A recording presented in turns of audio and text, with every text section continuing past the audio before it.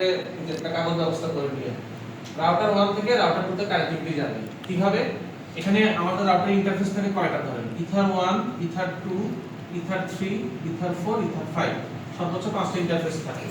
এখানে দেখেন আমি ছোট্ট করে লিখছি E1, এখানেও লিখছি E1, মানে কি আমার ইথার 1 থেকে আপনার ইথার 1 এ যাবে। এখন কোনো কারণে যদি আপনার ক্ষেত্রে সম্ভব না হয় আপনি ইন্টারফেস চেঞ্জ করতে পারেন। সাপোজ কথার কথা রাউটার 1 এর 5 নাম্বার ইন্টারফেস থেকে রাউটার 2 এর 3 নাম্বার ইন্টারফেসে গেল। এই জিনিসটা মনে রাখতে হবে বা মার্ক রাখতে হবে। কেন?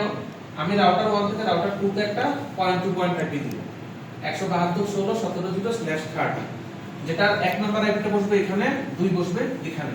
কারণ মনে প্রশ্ন হতে পারে যে আমি এটা কেন নিব, আমি যদি অন্যটা নিই, আপনি ইচ্ছা মতো যে কোনো /30 নিলেই হবে।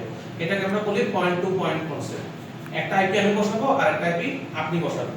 আচ্ছা, তারপরে এখানে স্ট্যান্ডার্ড অনুযায়ী 2 নাম্বার ইন্টারফেসে আমি ল্যানটা কনফিগার করছি। কত এটা? 10.10.11.2, এটা ইপিসি তে বসবে আর 11.1 হচ্ছে রাউটারের পয়েন্টে বসবে।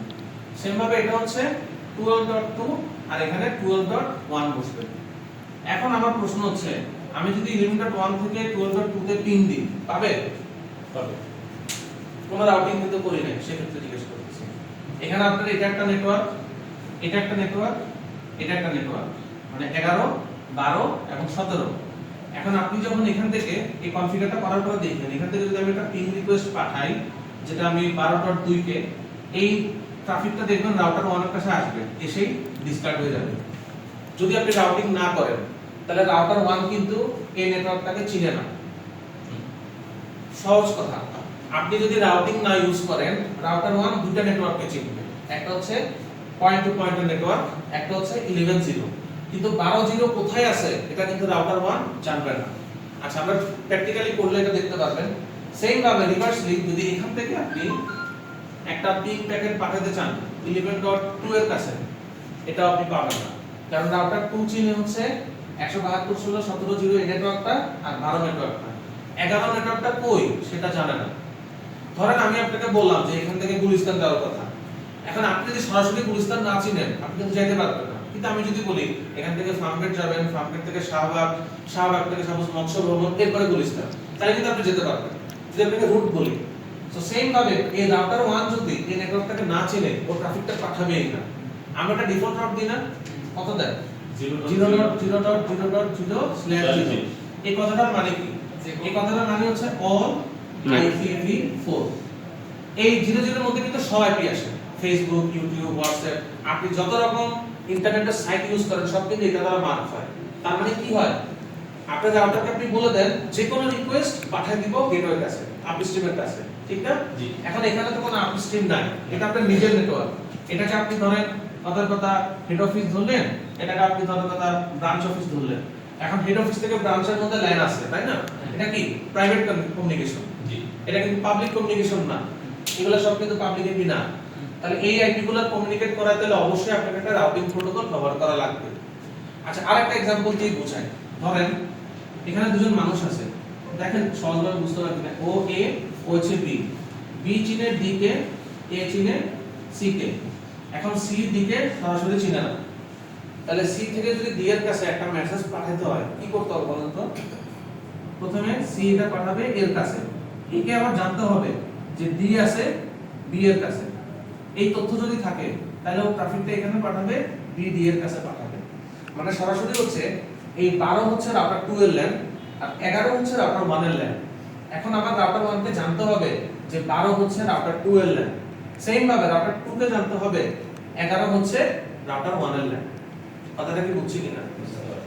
আচ্ছা, রাউটিংকে আমরা দুটো ভাগে ভাগ করি, একটা হচ্ছে স্ট্যাটিক রাউটিং, একটা হচ্ছে ডাইনামিক রাউটিং। ডিফল্ট রাউটিং আসলে কোনো রাউটিং এর কাতারে পড়ে না, এটাকে আপনি সরাসরি স্ট্যাটিক রাউটিংই বলতে পারেন। তাহলে রাউটিং কয় প্রকার? দুই। Static routing, dynamic routing. আচ্ছা, স্ট্যাটিক রাউটিংটা হচ্ছে কনফিগার করা ইজি, কিন্তু নেটওয়ার্ক যদি বড় হয় স্ট্যাটিক রাউটিং ম্যানেজ করা কঠিন হয়ে যাবে। ধরেন এখানে দুটো রাউটারের নেটওয়ার্ক আমি দেখাইছি, কোনো কারণে যদি আজকে সময় পাই আপনি যদি এই নেটওয়ার্কটা করেন 1 2 3, তাহলে দেখবেন যে কনফিগারেশন আস্তে আস্তে হার্ডার হবে যত আপনার নেটওয়ার্কটা বড় হবে। কম্পারেটিভলি যদি ডাইনামিক রাউটিং ব্যবহার করেন নেটওয়ার্ক আমার যত বড়ই হোক কোনো সমস্যা আপনার কনফিগারেশন খুবই সিম্পল থাকবে। কিন্তু ডাইনামিক রাউটিংটা একটু মানে ট্রিকি বোঝার ক্ষেত্রে, configuration easy but conceptually dynamic রাউটিংটা বুঝতে হবে। একটা জিনিস হচ্ছে স্ট্যাটিক রাউটিং কিন্তু সিপিইউ এর উপরে কোনো লোড ফেলে না। এখানে আপনি বলতে পারেন এটা কোনো সিপিইউ ইউজ করে না, কারণ স্ট্যাটিক রাউটিং ডিরেক্ট বলা আছে কোথায় যাইতে হলে কই পাঠাইতে হবে। কিন্তু ডাইনামিক রাউটিং এ কিন্তু সিপিইউ এর একটা ইউজেজ আছে, সিপিইউ কে ক্যালকুলেশন করতে হয় ট্রাফিকটা পাঠানোর ক্ষেত্রে। সো ওখানে দেখেন এডি ভ্যালু লেখা আছে, এডি ভ্যালুর ফুল ফর্ম হচ্ছে অ্যাডমিনিস্ট্রেটিভ ডিসটেন্স। এটা একটা ইম্পর্টেন্ট ফ্যাক্ট, এটা আমাদের অনেক কাজে লাগবে। স্ট্যাটিক রাউটিং এর এডি ভ্যালু কত আছে 1। ডাইনামিক রাউটিং এর মধ্যে বিজিপি কে যদি আপনি দেখেন, বিজিপি দুটো ভাগ, এক্সটারনাল বিজিপি আর একটা হচ্ছে ইন্টারনাল বিজিপি। এক্সটারনাল বিজিপি এর এডি ভ্যালু 20, আইবিজিপি এর হচ্ছে 200 আর ওএসপিএফ এর হচ্ছে 110। এছাড়া আরো অনেক রাউটিং প্রোটোকল আছে যেমন রিপ, ইআইজিআরপি। এখন প্রশ্ন হচ্ছে এডি ভ্যালুটা কেন 1 হলো, কেন 20 হলো, কেন 200 হলো? তোমরা প্রশ্ন হতে পারে না? ক্লাসের যেমন রোল ওয়াইজ মেধা তালিকা হয়, ফার্স্ট বয় ভালো, সেকেন্ড বয় খারাপ, এরকম একটা মেধা তালিকা হয়। সেম ভাবে স্ট্যাটিক রাউটিং সবচেয়ে এফিশিয়েন্ট, কিন্তু স্ট্যাটিক রাউটিং এর অসুবিধা হচ্ছে নেটওয়ার্ক যদি বড় হয় আপনি এটা মেইনটেইন করতে পারবেন না। আমি জাস্ট 2 রাউটার থেকে যখন 3 রাউটারে শিফট হব প্রবলেমটা বুঝতে পারবেন। আর ডাইনামিক রাউটিং এ হচ্ছে কাজ কম, আপনার কাজ কম কিন্তু রাউটারের কাজ বেশি। রাউটারের কাজের উপরে বা লোডের উপরে একটা ভ্যালু ওরা সেট করে দিয়েছে। যারা ইন্টারনেটের এই বিষয়গুলো সেট করে, তাহলে আমি বলতে পারি ইবিজিপি সবচেয়ে ভালো স্ট্যাটিকের পরে। সারা ওয়ার্ল্ডে যে রাউটিং চলতেছে এটা কিন্তু ইবিজিপির মাধ্যমেই চলে। আমি আপনাদেরকে দেখাবো, আজকে ডাইনামিক করব না, বাট আমাদের যে পুরো বিশ্বের নেটওয়ার্কটা চলতেছে, আপনি যেরকম পাবলিক এপি আছে, সারা ওয়ার্ল্ডে সব পাবলিক এপি আছে না, এই সকল পাবলিক এপি চলে হচ্ছে এক্সটার্নাল বিজিপির দ্বারা। এটা আপনি চাইলে চেক করতে পারবেন, একটা সাইট আছে সেখানে আমরা যাব দেখব। আর যদি আপনি লোকালি ইউজ করেন তাহলে ইউজ করতে হয় আইবিজিপি। আইবিজিপি আমরা ইউজ করি না কারণ এটা রেডি হলো দেখেন 200, কম্পারেটিভলি এটা ইবিজিপির চেয়ে অনেক খারাপ, কারণ ওএসপিএফ 110। তাহলে অবশ্যই আপনি যেটা বেটার সেটা ইউজ করার ট্রাই করবেন। এখন এখানে ওএসপিএফ কে 110 দেওয়ার অনেক কারণ আছে, এগুলোর কিছু থিওরি পড়া লাগবে, আমি দিব। আজকে আমরা শুধুমাত্র এইটুকুর মধ্যে স্ট্যাটিক রাউটিং করাটা শিখব। এই বেসিকটা খুবই ইম্পর্টেন্ট আগামী 3টা ক্লাসের জন্য। ডাইনামিক রাউটিং, ভিপিএন সবকিছু এই বেসিকের উপরে চলবে। কারো কোনো প্রশ্ন আছে কিনা দেখেন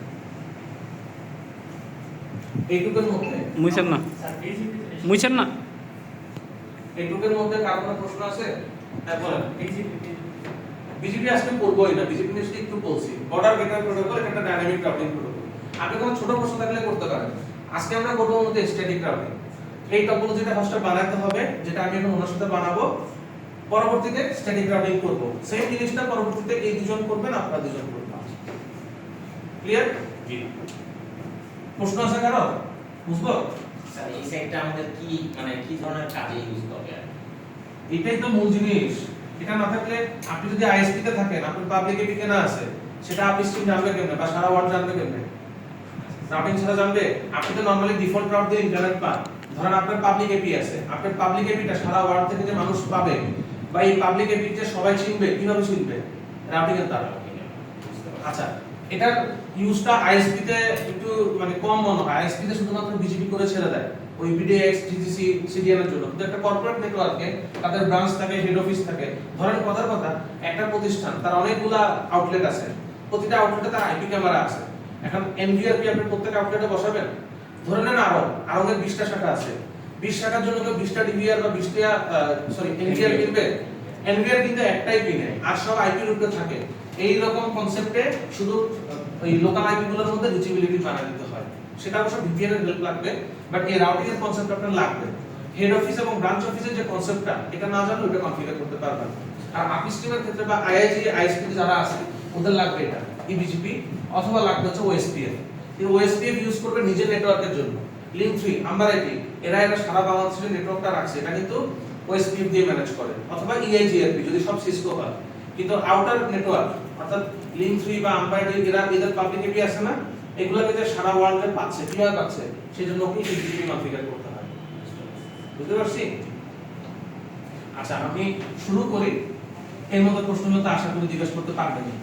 একদিনে দুটো রাউটিং প্রোটোকল আমি পড়াই না, দুটো রাউটিং প্রোটোকল যদি একদিনে পড়াই তাহলে দেখবেন যে কিছুই মাথায় ঢুকবে না।